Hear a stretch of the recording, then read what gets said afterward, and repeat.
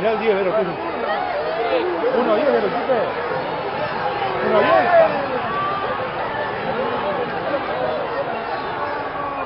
Pero el 10, if they're to show the state government they're capable of meeting the challenges of Victoria's brave new world of gambling.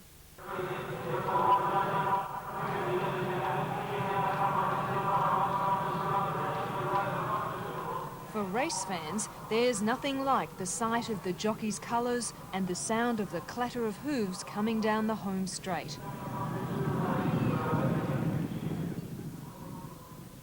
But for the punter these days, there's no need to go to the track to watch the horses race.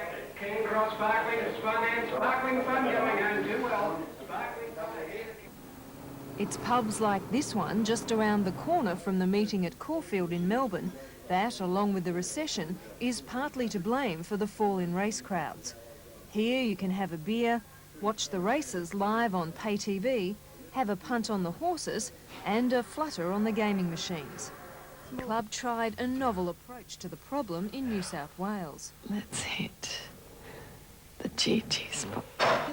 I don't think we'll be doing the GG spot. Attendances isn't the be-all and end-all. I mean, racing is... In the 1950s, there were crowds and atmosphere at the track, now only seen at events like the Melbourne Cup and the Golden Slipper. These were the days before the introduction of the TABs in each state, which was set up to harness all illegal off-course betting. In Victoria, the clubs funded the establishment of the TAB and have traditionally been $60 million to charities and hospitals from tax on TAB turnover last year. The racing industry took $89 million in profits. If the TAB as a whole, or just its gaming arm, is sold off, either the government or the racing industry will have to sacrifice a portion of their revenue to private investors. If there was a float of the TAB, there would be private shareholders who would be looking for some return. That's another third party. And then there's also the federal taxation issues and everyone wanting to have a bite of the one apple.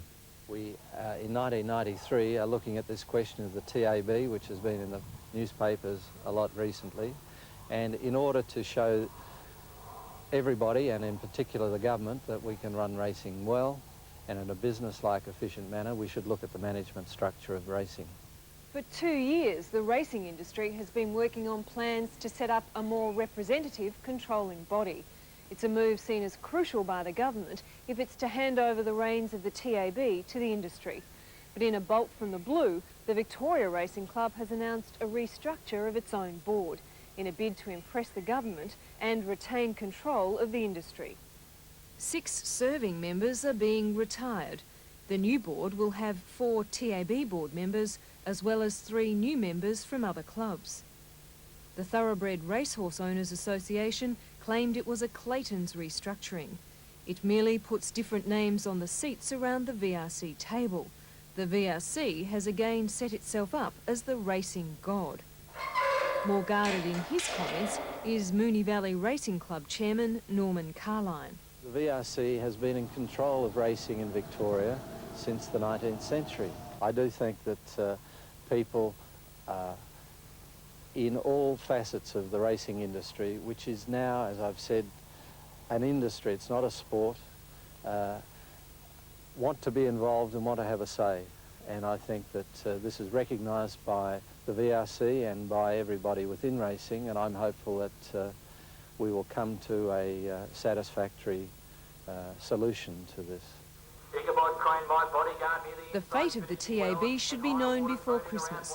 The old war horses of the racing industry are running out of time if they're to show the state government they're capable of meeting the challenges of Victoria's brave new world of gambling. My bodyguards Sondheim voting and they hit the line and Sondheim on the inside has come home very hard. Lisa Whitehead reporting.